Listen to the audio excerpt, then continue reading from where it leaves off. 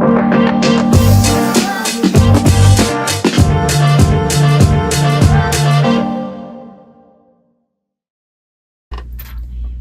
buenos días a todos, bienvenidos a un nuevo capítulo del podcast Aprende a Invertir, que Casa de Valores Futuro, en alianza estratégica con la Universidad de Especialidades Espíritu Santo, estamos comprometidos a brindarles esa educación financiera que es fundamental para todas las decisiones de nuestra vida.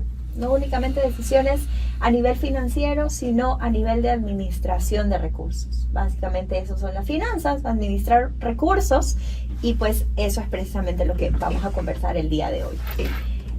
Bienvenido, estoy con Fernando Salvatierra y con Francisco Alemán, decano de la Facultad de Emprendimiento, Negocios y Economía.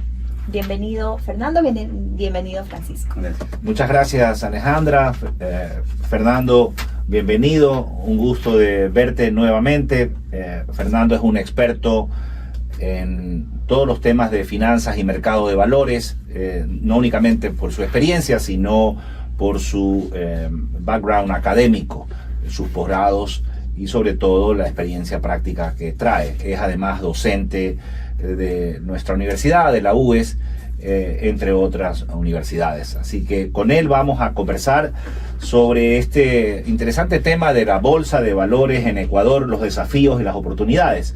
Quizás para entender un poquito este impacto de la bolsa de valores, Fernando, ¿cuál es el papel de la bolsa de valores en la economía en general, en la economía del país? Muchas gracias Alejandra, Francisco, por la invitación. Es muy grato para las personas que nos escuchan y nos ven.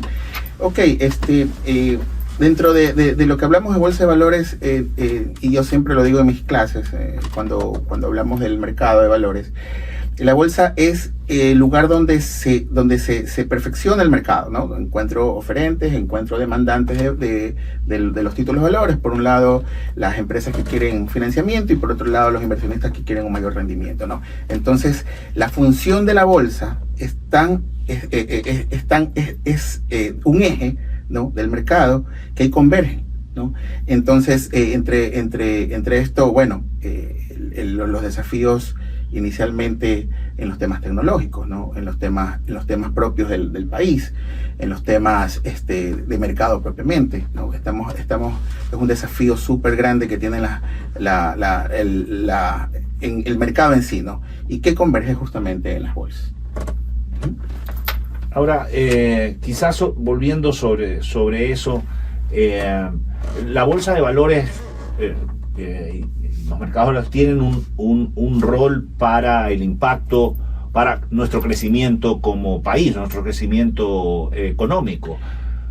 Fernando. Sí, a ver, el rol en el mercado, como decía, el rol de las bolsas de mercado justamente es ver y ayudar al mercado, ¿no? Tanto a las casas de valores como tal, a los inversionistas. La información, el mercado de valores o los mercados perfectos se dan por la información que uno tiene, ¿no? El poder de decisión del inversionista se basa en la información que tiene, y las bolsas en este trabajo complejo que tienen dentro de sus funciones, la información que ellos dan, ¿no? Es decir, si yo quiero información del mercado y tal vez no conozca el mercado, y muchos, y yo siempre digo, cada vez que quieran invertir, porque la gente desconoce, vayan a una casa de valores, ¿no? A veces piensan en la bolsa directamente, ¿no?, cuando tenemos un intermediario dentro como actor del mercado. Entonces, pero sí, en la bolsa tengo la información de los precios, tengo información de hechos relevantes, tengo toda la información de las empresas que están ya tanto en renta fija, en renta variable. Entonces, eso ayuda bastante al inversionista, que mueve el mercado, pues, ¿no?, que da los fondos para mover las inversiones. Totalmente, Fernando, y esto que tú mencionas acerca de la información, de hecho es uno de los principios del mercado de valores que se encuentra pues en la ley, precisamente, brindar esta información. ¿Para qué? Para poder precautelar al inversionista. ¿Para qué? Para que pueda tomar mejores decisiones, ¿no? Y en este caso tú dijiste algo importante, y es que a veces las personas piensan que pueden ir a las bolsas de valores directamente, ¿no? Eso no es así. Las bolsas de valores, si bien es cierto, proveen toda la información, proveen los sistemas también. ¿Para qué? Para que las casas de valores que somos directamente quienes tenemos este contacto con el inversionista, podamos ejercer con una orden, pues precisamente del inversionista, para poder comprar y vender títulos en este mercado, ¿no? Entonces, en torno a esto, Fernando, quisiera saber tu punto de vista, ¿no?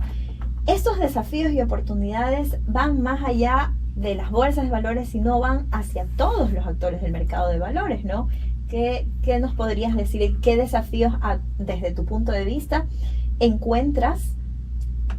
Vamos a ponerle un caso en las casas de valores, ¿no? En este actor principalmente. A ver, sí, yo creo que los actores principales, y yo le llamo, digamos, los actores de primera línea, pues, ¿no? Tenemos casas, bolsas, depósitos, ¿no? De ahí vienen las más auxiliares, las calificadoras, las auditoras, etc. Pero en la primera línea, de acuerdo a la inversión y el financiamiento, las casas cumplen un papel importante, ¿no? Son los entes que dan recomendaciones, ¿no? Los que tienen el expertise justamente dentro de la norma son las empresas que le dan un portafolio de inversiones y le dicen al inversionista, bueno, por este camino va. Acuérdense que las casas perfilan al inversionista, ¿no? Así es. Le dicen el riesgo que van a, o sea, mejor dicho, califican el riesgo que ellos están dispuestos a asumir, ¿no? Y de ahí le dicen, bueno, tenemos este portafolio de inversiones que pueden asumir. Y muchas veces se piensa, y en el desconocimiento del tema del mercado, y lo he palpado cuando hemos hecho clase con respecto, y cuando hay un feedback con respecto a las preguntas de los alumnos, nos dicen, bueno, ¿por qué las casas? Pues, ¿no? Porque uno piensa, y tanto en la información de afuera, el Wall Street y la bolsa, entonces uno piensa que uno va directamente allá y habla con alguien, no sea de afuera, y le va a vender un título de valor. Pero este tema es justamente el mercado se respalda en la confianza, pues, ¿no? Entonces asiste o va a una casa de valores donde le va a recomendar y va a actuar en el mercado en función del comitente o del inversionista, pues, ¿no? Y obviamente va a ver dentro de su conveniencia, pues, ¿no? Mira, yo como inversionista le digo a la casa, quiero un papel de corto plazo, no quiero arriesgar mucho. Entonces, bajo esa orden y esa instrucción, la casa va y busca al mercado, ¿no? Donde él como demandante, y buscar el oferente que calce en el valor, pues, ¿no? Y ahí viene mucho la parte también tecnológica, que actualmente ha mejorado bastante. Y claro, tenemos que ponernos a la par del mundo exterior, de la globalización. Quizás ese es un primer desafío que quiero mencionar, y ya lo has mencionado varias veces, va en línea de lo que mencionaba Alejandra también, no únicamente de las casas de valores, sino la tecnología nos impone hoy nuevas reglas, incluso nuevas formas de pensar. Sí. Hoy la tecnología hace, las plataformas fintech nos llevan a un contacto directo. Entonces quizás muchas de las preguntas que hoy tenemos en clase, como tú has mencionado, es ¿por qué yo no puedo ir directo si tengo la tecnología? ¿Cómo concilias este desafío de la tecnología? ¿Cómo la miras tú con el rol que cumplen algunos de los participantes? Claro, a ver, el tema de la tecnología, bueno, es un tema ya de cambio generacional, ¿no? Tal vez mi papá no confía mucho en una app, ¿no? Claro. Incluso yo creo que ni siquiera en la tarjeta de crédito, pero a medida que van pasando las generaciones, ¿no? Los chicos actualmente, me acuerdo que, y como anécdota, en una clase yo le dije a los chicos que tienen examen en la siguiente clase, bueno, estudien, ya no les voy a dar clase, estudien para el examen, y los chicos estaban en el teléfono. Pero estudien, pues, no, si aquí estamos estudiando. Pasa. Ya, y tenían las diapositivas con un ojo joven, ¿no? Perdón, ok. Entonces, el tema de la tecnología, especialmente en los smartphones, ya hay incluso plataformas tecnológicas en donde uno puede hacer transacciones. Y hablando en general, o sea, yo puedo pedir un taxi, yo puedo pedir comida, exacto, ¿no? Y por qué no hacer una inversión también, ¿no? Exacto. Claro, con todos los respaldos y controles necesarios. Pero aún así está dentro una casa de valores de promedio, porque es la que asesora también el tema de las inversiones, pues, ¿no? Entonces, el desafío, yo creo que aquí, en el tema de la tecnología, es dar la confianza a las personas. Claro, los chicos o la generación que ya viene confía más, pues, ¿no? en estos temas tecnológicos, más que a lo mejor una persona que tiene su edad. pero esto va a ser un crecimiento exponencial, creo yo. Claro, y ahí esto hace referencia a lo que conversábamos justo antes de ingresar al podcast, ¿no? Que tocas decir, las generaciones jóvenes son aquellas que confían más en la tecnología. Por supuesto. Pero las generaciones jóvenes quizás no tienen este background de la educación financiera, Claro, ¿verdad? así Es decir, son generaciones que no saben cómo administrar bien sus recursos. De repente manejan una tarjeta de crédito de una forma un poco desorganizada, quizás tienen un historial crediticio no tan bueno, ¿verdad? Y el hecho de tener deudas no les permite tomar este siguiente paso a la inversión. ¿Qué opinas, Francisco? Que la tecnología no es la única historia que contar, Así ¿no? es. Porque hay otros elementos que tú muy bien lo mencionas de la educación. Si yo tengo un acceso ilimitado y fantástico, está bien, pero si no sé cómo opera, si no sé los elementos básicos de riesgo, si no digiero la información que está pertinente, entonces no me va a servir mucho. Pero yo no sé si la educación financiera, que es un desafío hoy en general, ¿no? No sé si es un limitante del acceso que hoy tenemos en los mercados de valores, Fernando. No sé qué opinas. A ver, hablando de la información financiera, yo me acuerdo que a los chicos en clase, en cualquier clase financiera que doy, les hablaba que es importante, ¿no? A veces cuando nosotros estudiamos, salimos y empezamos a trabajar, nos dan una tarjeta de crédito, ¿no? Si yo no tengo la educación financiera suficiente, yo en 5 años estoy trabajando para la tarjeta. Que eso hace que yo limite después cualquier sueño o cualquier proyecto que tenga, pues, ¿no? Porque tengo que cubrir por ahí, ¿no? Entonces, el tema de la educación financiera es básico, yo creo, ¿no? Es básico hablando desde colegio, es básico, neto debe haber en universidad, ¿no? Educarnos y ver qué es lo que podemos hacer, incluso nos proyecta hacia el futuro. Es decir, hoy no tengo dinero para invertir porque recién estoy creciendo, recién estoy trabajando, recién he conseguido un empleo, pero si mi proyección es ser inversionista y tener un capital, ¿no? Me va a proyectar la educación financiera. Es decir, ok, por este camino debo ir, ¿no? Estos pasos debo seguir y voy a llegar a un término en la cual a cierta edad, donde cada uno se pone su límite y su meta, ¿no? Y diga, bueno, tenga este capital que ya puede invertir, ayudado con las herramientas tecnológicas que existen hoy en día, ¿no? Entonces, eso es fundamental. La educación me dice por dónde. La tecnología me ayuda a llegar a esa meta, ¿sí?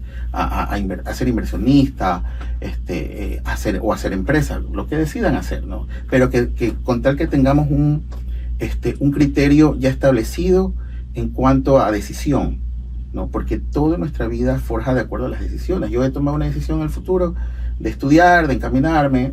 Me gusta la docencia, soy docente, entonces me he proyectado, pues, ¿no? Así pasa con el tema de las inversiones también. Me proyecto a formar un capital, ¿no? De acuerdo a lo que yo haga, y finalmente las herramientas tecnológicas van a ayudar y que sí ayudan en esta dinámica, pues, ¿no? Tal vez yo por tema de tiempo no quiera ir a una casa o no me pueda comunicar.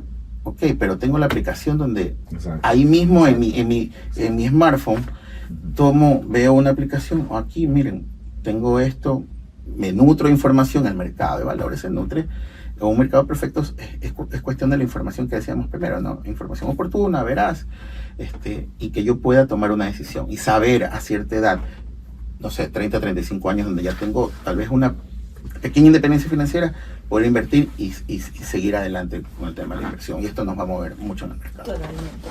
Totalmente. Y bueno, hemos hablado hasta aquí de 2 desafíos que siempre un desafío le da paso a una oportunidad, ¿no? Hemos hablado de la tecnología, por supuesto que sí, y tú lo has definido perfectamente. La tecnología es el medio, digamos, por supuesto, pero todo tiene que ver con el siguiente desafío, que es la educación financiera. Y para eso, pues también estamos aquí contribuyendo junto a la Universidad de Espíritu Santo a esta educación financiera que todos deberíamos de tener clarísimo, ¿no?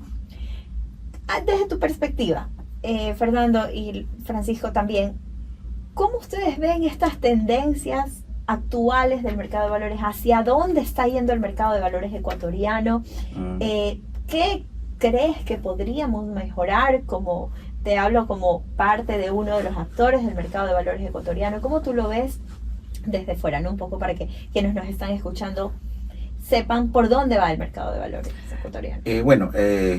El mercado de valores, como el mercado de valores en cualquier parte del mundo, se maneja a la par con la economía, ¿no? No vamos a tapar el sol con un dedo. Estamos todavía recién queriendo reactivarnos. Tenemos temas coyunturales también, ¿no? Entonces, actualmente el mercado de valores funciona establemente, ¿no?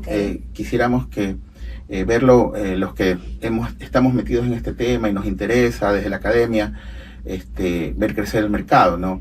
Yo creo que el camino para un poco mover también es la renta variable, ¿no?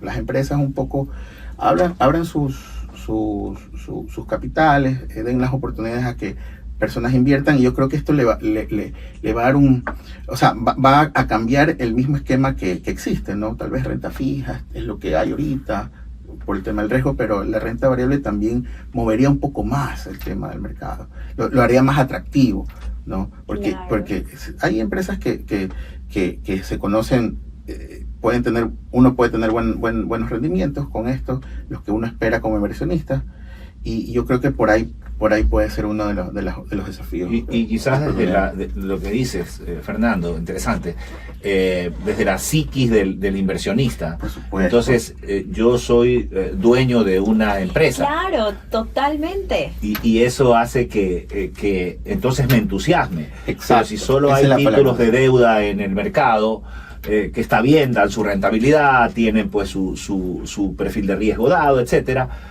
Y puede ser una opción, como puede ser una opción también un certificado de depósitos. Pero otra cosa es, yo voy a acompañar, yo voy a proyectarme, claro. Esto es parte de un patrimonio personal. La acción se vincula de una forma diferente. Aspiracional. Correcto. Y esto que en cierta forma lo hemos discutido, no sé, Alejandra, en tu experiencia, ¿cómo dinamizamos un mercado de acciones? ¿Cuáles son los pasos que deberíamos hacer?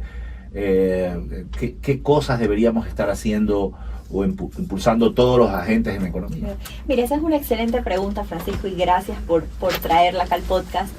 Mira, yo me enfocaría primero, así como hablamos de educación financiera para los inversionistas, la educación financiera para los empresarios, ¿sí? ¿Por qué? Porque digamos, lo común es que cuando una empresa pues tiene algún proyecto o está tratando de crecer, necesita apalancamiento, evidentemente, ¿no? Por supuesto. Entonces el financiamiento comúnmente los empresarios pues lo vemos desde el lado del pasivo, la deuda. Financiamiento necesitamos, bueno, nos vamos por la deuda. Cuando no nos tenemos que olvidar que el financiamiento también viene por el lado del activo o viene por el lado del patrimonio. Y lo que estamos hablando ahora mismo, el financiamiento por el lado del patrimonio, es decir, abriendo el capital a acciones. Entonces, a mí me parecería que hay que trabajar de ambos lados. Primero, con los empresarios, hacerles saber que el hecho de que abran su capital a acciones no es que van a perder su participación como dueños de empresa, ¿verdad? Porque también hay ciertos candados, ¿no es cierto? Si de repente en mis estatutos está que las decisiones se toman con mayoría, que es el 50+1, entonces me cuido de abrir mi capital en menos de un 60%, en menos de un 40%. Que es bastante.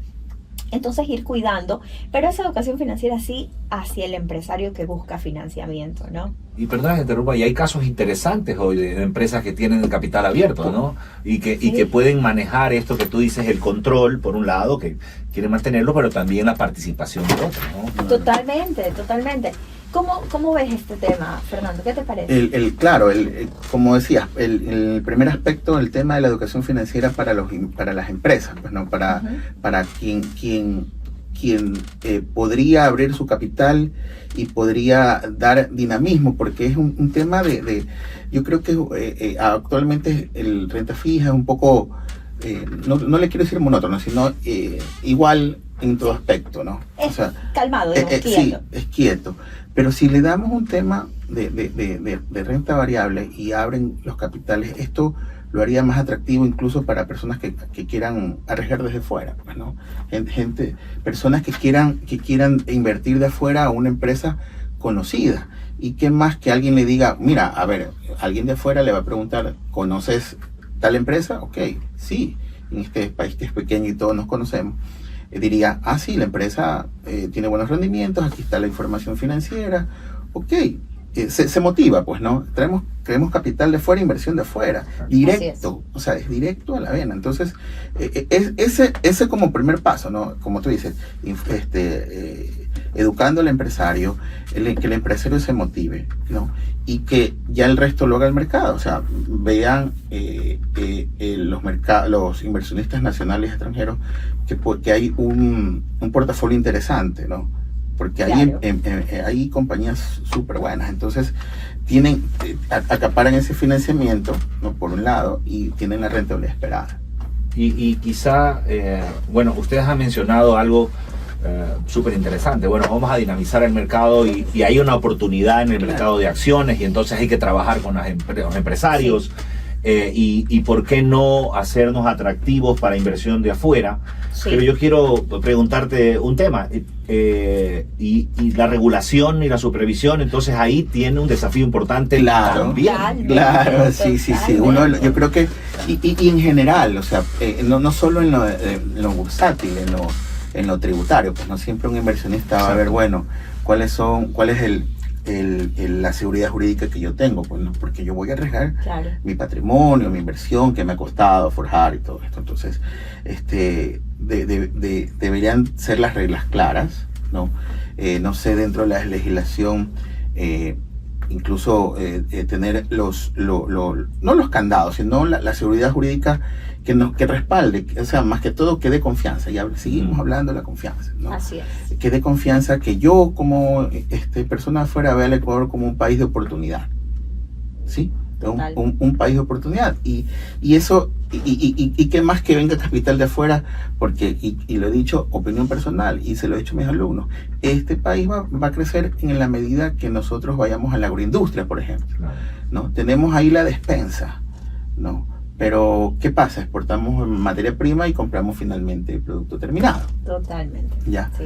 Ok, entonces si traemos la inversión, tal vez una empresa que hace, que siembra y da frutos y da, cualquier tipo de producto agrícola, ya ok, crece, se financia para hacer una agroindustria y ya vendemos materia de producto terminado y exportamos, ¿no? Y obviamente del dólar que estamos y el riesgo de la balanza de pagos ahí la hacemos positiva. Entonces, claro, un camino largo, pero por ahí, en mi visión, ese es el camino que debemos. Y esa es la conexión que quizás no es que no vemos, pero no alcanzamos a dimensionar, ¿no? Sí. Cuando a veces uno, pues en las maestrías que ustedes han hecho, encuentra papers que dice, mira, la conexión que hay entre la profundidad del mercado de valores y el crecimiento económico. O sea, es una relación directa como la que ustedes mencionan. Sí. Si yo invierto, ahí hay una oportunidad. Por supuesto. Todo es una cadena, ¿sí ven? O sea, la confianza, la inversión extranjera, yo como inversionista capto ese capital, crezco como empresa, hago innovación, ¿no? Doy productos, mejores productos al mercado local, al mercado extranjero, traigo divisas que le sirve la dolarización y esto genera empleo, ¿no? Exacto, a ese punto justo yo iba ahí tomando las palabras de tu primer comentario, ¿no? Que básicamente el mercado de valores es el punto donde se une el empresario y el inversionista. Entonces el inversionista entrega recursos. ¿A quién? A la empresa, a la entidad financiera, etcétera. ¿Para qué? Para que la empresa en cierto tiempo pueda generar más recursos, generar más empleo, y estos recursos en la cadena de producción van a apoyar otras empresas, y pues si todo funciona como debería de funcionar, la economía va a crecer. Entonces, un poco para ir culminando este podcast que realmente ha sido importantísimo, Francisco, tus palabras finales. Muy bien, como tú mencionabas y hiciste un juego de palabras, desafíos y las oportunidades, ¿no? Al final es como lo mismo, ¿no? Sí. Entonces, creo que más que ver el desarrollo grande, mediano o pequeño que ha tenido la Bolsa de Valores en Ecuador, yo creo que hay que ver esa gran oportunidad que se abre. ¿Cómo podemos, a través de esta acción concertada de educación financiera, tecnología, regulación, cómo podemos hacer ese enroque mágico para lograr una amplitud y un mayor desarrollo de nuestros mercados? Así es, totalmente. Y todos nosotros, que no solo nos encontramos en el mercado de valores, sino que nos encontramos en la academia, nos encontramos en la empresa privada, nos encontramos en otras áreas de la economía, realmente detectar cuáles son estas oportunidades que tenemos para que crezca la economía como tal. Sí, sí. Perfecto. Fernando. Sí, ha sido interesante y en esto de tocar el tema, ¿no? A veces en una conversación salen las buenas ideas, ¿no? Y hemos sacado ahí tal vez un pequeño hilo ahí que esperemos que alarlo y que surja, pues, ¿no? Y ahí está, digamos, la pelota boteando para que podamos avanzar, ¿no? Educar, más que todo. La otra palabra era innovar y tener confianza en el mercado, y ahí es un ganar para todos, ¿sí? Para el empresario, para el país, para esta economía, ¿no? que necesitamos también que se mueva. No solamente dependemos del Estado, sino también de los actores económicos, ¿no? El sector real, más que todo, que es el que da la riqueza en este país. Totalmente. Muchísimas gracias, Perfecto. Fernando. La verdad ha sido un completo placer estar aquí en este podcast, conversar acerca de estos puntos tan importantes que son las oportunidades. Generalmente nosotros vemos que el mercado de valores es bastante dinámico en otras economías y voy a tomar tu palabra que dijiste, no, ¿por qué no es dinámico? No, ¿por qué no podemos ser dinámicos también nosotros? Entonces, proponer estos desafíos. Ponernos al nivel mundial, así de simple. ¿Por qué no? Bien. Amén. Amén. Muchísimas gracias, Francisco, Fernando. A ustedes, Alejandro. Gracias. Francisco. Fernando, qué gusto compartir. Gracias.